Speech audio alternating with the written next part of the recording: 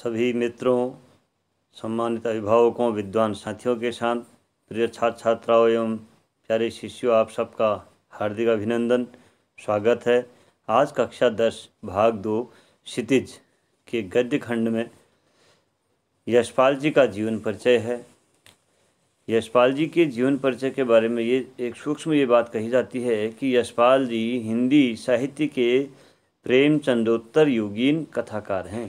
ये विद्यार्थी जीवन से ही क्रांतिकारी आंदोलन से जुड़े रहे थे और इन्हें साहित्य एवं शिक्षा के क्षेत्र में भारत सरकार द्वारा सन 1970 में पद्म भूषण से सम्मानित किया गया। ये विकिपीडिया की जानकारी है। अब चलते हैं कक्षा शिक्षण की ओर, हमेशा की तरह। चलिए।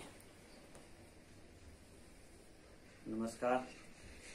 आज हम आपके सामने अपना जो शिक्षण कार्यक्रम चल रहा है, इसमें कक्षा 10 में आपका जो पाठ है लखनवी अंदाज, उसके रचनाकार जो हैं वो एक व्यंग्य विधा में है आपके।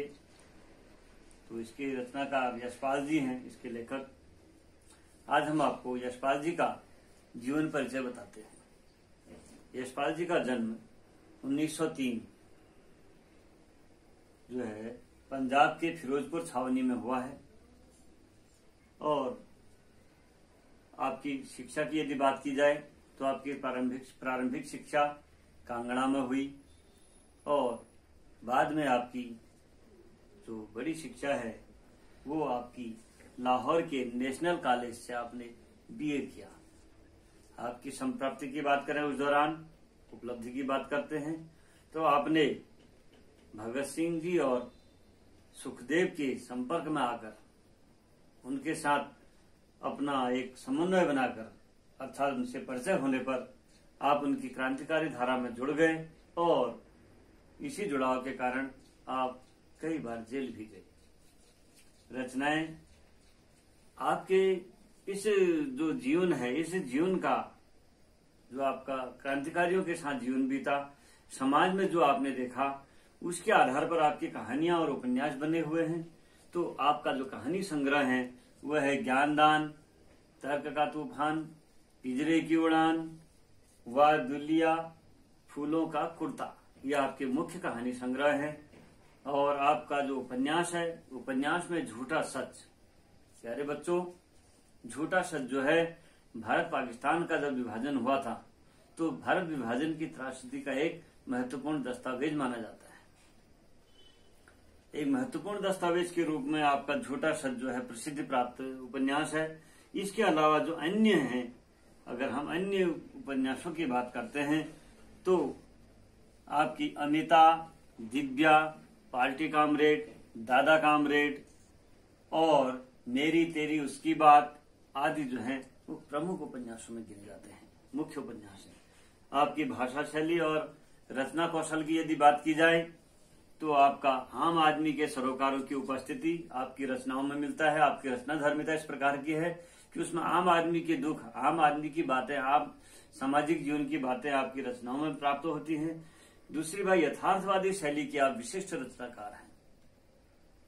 यथार्थवादी अर्थात वास्तविकता, जो समाज में हो रहा है, जो दिखावापन हो रहा है, जो भोलापन हो रहा है और जो हम मतलब प्रयास करते हैं कि ऐसा न हो या उसको कम दिखाने का प्रयास करते हैं, उसी को आदमी किसी अन्य रूप से दिखाता है। उस चीज को आपने अपने कहानियों में दिया है, इसलिए आपके उसको यथार्थवादी शैली के जो है आपको विशिष्ट रचनाकार माना जाता है। उसके बाद सामाजिक विषमता, राजनीतिक पाखंड, जैसे पहले बता चुका हूं, भौंडापन, पाखंडपन और रूढ़ियों के खिलाफ। रूढ़ियों का अर्थ होता है जो प्राचीन परंपरा में चल रही थी, जो पहले चल रही थी, उस समय हो सकता है उसकी आवश्यकता पड़ी हो, लेकिन आज उसकी आवश्यकता नहीं है। उसको कहते हैं रूढ़ी, रूढ़िवादिता, अर्थात पुराने ढर्रे पर ही चलने वाले, पुरानी बातें, चाहे उसका आज वैज्ञानिक महत्व न हो, उसका सांस्कृतिक महत्व न हो, सामाजिक महत्व न हो, लेकिन उसी पर जबरदस्ती चलने वाले को रूढ़ी कहते हैं। तो उस रूढ़िवादिता का भी आपने खंडन किया है। रूढ़ियों के खिलाफ आप मुखरित रचनाएं आपकी जो है लेखन शैली में ये विशेष दिखाई देती हैं। और भाषा की बात करते हैं तो भाषा आपकी सहज, सरल, स्वाभाविक, यानी कि लोक व्यवहार में जो प्रचलित है उस प्रकार का। इससे पहले वाला पाठ आपने पढ़ा था राम वृक्ष बेनीपुरी का, उसमें भी लोक व्यवहार की भाषा, समाज गांव की भाषा, प्रकृति की भाषा, ऐसे ही यहाँ पर भी आपको दिखने को मिलेगा सामान्य भाषा जो हम बोलते हैं, सभी भाषाओं का मिश्रित, ये मिश्रित भाषा लोक व्यवहार के साथ मिश्रित भाषा है, अर्थात लोक व्यवहार में मिश्रित भाषा का ही प्रयोग होता है, तो मिश्रित भाषा का भी प्रयोग किया है आपने। और आपके भाषा शैली में हिंदी अंग्रेजी सभी विषयों का मिश्रण है। तो इस प्रकार आपने इसको जाना है। आशा है आपको ये अच्छा लगा होगा। हम अंतर्जाल की सहायता से इसमें और कुछ विशिष्ट होता है तो उसको डालने का प्रयास करते हैं, और आप प्रयास करिए इसको सीखने का, समझ। इस प्रकार शिक्षा का अपने स्वरूप देखा कक्षा शिक्षण में। अब हम यशपाल जी के जीवन वृत्त को अंतर्जाल के माध्यम से या अन्य माध्यमों से जो हमने प्राप्त किए हैं, जैसे आप कुछ उनकी रचनाओं का चित्र यहाँ पर देख रहे हैं, यशपाल के निबंध, देशद्रोही, तर्क का तूफान और फूलों का कुर्ता, इस प्रकार से इनकी रचनाओं को, दादा कामरेड, पार्टी कामरेड, जो भी इनकी रचनाएं हैं, इनका और इनके जीवन वृत्त को थोड़ा सा सूक्ष्म रूप से पढ़ने का प्रयास करते हैं। चलिए। यशपाल जन्म 3 दिसंबर 1903 ईस्वी, फिरोजपुर छावनी। मृत्यु 26 दिसंबर 1976। हिंदी के यशस्वी कथाकार और निबंध लेखक हैं। यशपाल राजनीतिक और तथा साहित्यिक दोनों क्षेत्रों में क्रांतिकारी हैं। उनके लिए राजनीति तथा साहित्य दोनों साधन हैं और एक ही लक्ष्य की पूर्ति में सहायक हैं। इस चैनल को अन्य छात्र भी देखते हैं, बड़े छात्र भी जो प्रतियोगी परीक्षा की तैयारी कर रहे हैं, तो उस दृष्टि से अगर जीवन परिचय को देखें तो हिंदी के यशस्वी कथाकार और निबंधकार यशपाल का जन्म 3 दिसंबर 1903 ईस्वी में फिरोजपुर छावनी में हुआ था, जो आप जान चुके हैं। अब आगे जानते हैं। इनके पूर्वज कांगड़ा जिले के निवासी थे और इनके पिता हीरालाल को विरासत के रूप में 200-400 गज तथा एक कच्चे मकान के अतिरिक्त और कुछ नहीं प्राप्त हुआ था। इनकी मां प्रेमा देवी उन्हें आर्य समाज का तेजस्वी प्रचारक बनाने की दृष्टि से शिक्षार्थ गुरुकुल कांगड़ी भेज दिया। गुरुकुल के राष्ट्रीय वातावरण में बालक यशपाल के मन में विदेशी शासन के प्रति विरोध के अंकुर फूट पड़े, या यह कहें कि विदेशी शासन के प्रति विरोध की भावना भर गई। क्रांतिकारी आंदोलन की बात करते हैं तो लाहौर के नेशनल कॉलेज में भर्ती हो जाने पर इनका परिचय भगत सिंह और सुखदेव से हो गया। वे भी क्रांतिकारी आंदोलन की ओर आकृष्ट हुए। सन 1921 में के बाद तो ये सशस्त्र क्रांति के आंदोलन में सक्रिय भाग लेने लगे। सन 1929 ईस्वी में वायसराय की गाड़ी के नीचे बम रखने के लिए घटनास्थल पर उनको भी जाना पड़ा। बाद में कुछ गलतफहमी के कारण वे अपने ही दल की गोली के शिकार होते होते बचे। अर्थात ऐसी भी स्थिति आई कि पहचान न जाए करके उन दोनों क्रांतिकारी करते, तो उस पर भी इनका प्रभाव पड़ा। फिर जेल यात्रा भी गए। चंद्रशेखर आज़ाद के शहीद हो जाने पर ये हिंदुस्तानी समाजवादी प्रजातंत्र के कमांडर नियुक्त हुए। इसी समय दिल्ली और लाहौर में दिल्ली तथा लाहौर षड्यंत्र के मुकदमे चलते रहे। यशपाल इन मुकदमों के प्रथम अभियुक्तों में थे, परंतु आप फरार थे और पुलिस के हाथ में नहीं आ पाए थे। 1932 ईस्वी में पुलिस से मुठभेड़ हो जाने पर गोलियों का भरपूर आदान प्रदान करने के अनंतर ये गिरफ्तार हो गए। उन्हें 14 वर्ष की सख्त सजा हुई थी। सन 1938 में उत्तर प्रदेश में जब कांग्रेस मंत्रिमंडल बना तो अन्य राजनीतिक बंदियों के साथ इनको भी मुक्त कर दिया गया। आपके निबंध, संस्मरण और रेखाचित्र की बात करते हो। आप एक सफल कथाकार होने के साथ साथ यशपाल अच्छे व्यक्तित्व व्यंजक निबंधकार भी हैं। वे अपने दृष्टिकोण के आधार पर सड़ी गली रूढ़ियों, रासोन्मुखी प्रवृत्तियों पर जमकर प्रहार करते हैं। उन्होंने सरल तथा अव्यंग्य विनोद, गर्भ, संस्मरण और रेखाचित्र भी लिखे हैं। न्याय का संघर्ष, देखा सोचा समझा, सिंहावलोकन, ये 3 भाग का है। आदि में आपके निबंध, संस्मरण, रेखाचित्र संग्रहित हैं।